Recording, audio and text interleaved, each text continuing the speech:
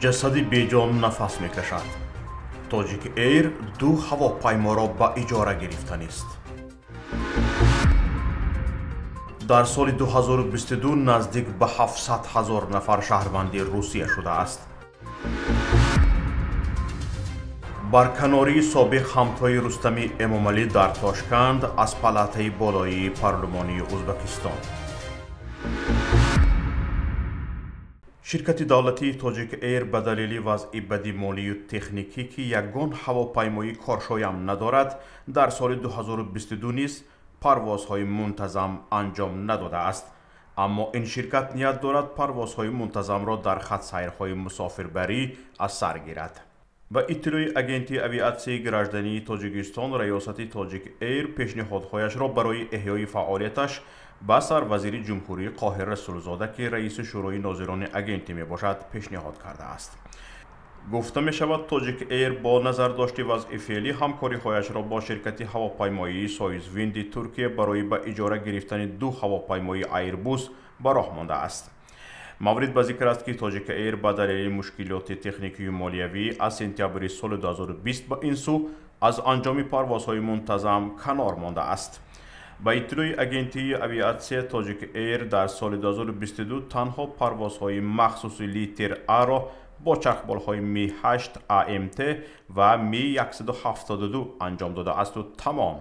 مورد به ذکر است که پروازهای لیتر ا انتقال بار و افراد مهم را در بر میگیرند.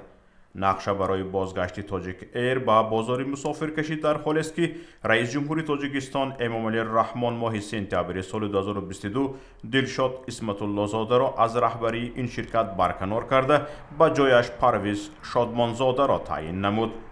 اینچنین اخیراً در تاجیکستان با ورودی تغییرات به کودکس انداز برای شرکت‌های هواپیمایی وطنی ضمن ورودی هواپیما، سوزشواری و تجهیزاتشان سبکی‌ها داده شده است. شهروندان خارجی از ماه ینور تا دکمبر سال 2022 نسبت به همین دوره سال 2021 کمتر شهروندی روسیه را قبول نمودند. در سال 2022 در روسیه حدود 700,000 شهروند خارجی شهروندی روسیه را دریافت کردند. طوری وزارت امور داخلی روسیه اطلاع داده است در ماه‌های ینور دکمبر سال 2022 نسبت 691,045 نفر قرار درباره گرفتن شهروندی روسیه قبول شده است.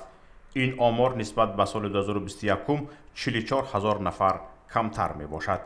علاوه بر این طبق معلومات وزارت کارهای داخلی در سال 2022 وزارت ورودی بیش از 141,000 شهروندان خارجی را به روسیه منع کرده است که نسبت به همین دوره سال 2021 قریب 35,000 نفر کمتر است. همزمان 40 شهروند روسیه در داخل کشور از شهروندی خود دست کشیده اند. همین طریق در 2 سال اخیر 170,000 از کشورهای همسایه با ترتیب ساده شده کوچیدن شهروندی روسیه شده اند. سرریاست مهاجرتی وزارت کارهای داخلی روسیه قید کرده که اکثر آنها ساکنان بلاروس، قزاقستان، مولداوا و اوکراین می باشند. سابق همتای رستمی امامعلی در ازبکستان، سابق حاکم تاشکند جهانگیر آرتیخ‌خواجایف از روی خط اعضای سنت یکم مجلس پلاته بالای پارلمان ازبکستان خارج کرده شد. با گزارش خبرگزاری فرغانه در این باره در کمیسیون مرکزی انتخابات ازبکستان خبر دادند. سبب برکناری جهانگیر آرتیخ‌خواجایف پیش از مهلت قطع گردیدن وکالتش به حیث وکیل شورای نمایندگان خلقی شهر تاشکند و اظهارات خود او درباره استعفای سناتوریش بوده است. آرتیخ‌خواجایف روز 16 ینور از وظیفه حاکمی برکنار شد.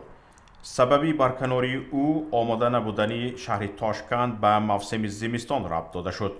همچنین به گفته پرزیدنت ازبکستان شوکت میرزیویف به دلیل سفسطه‌ها به دلیل خبرهای بردروغ برای بی‌انصافیش او برکنار شده است.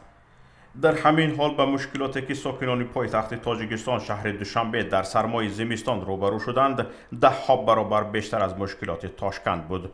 اما رستمی امامعلی رئیس شهر دوشنبه پسر امامعلی رحمان اقلاً آگاهی نگرفت.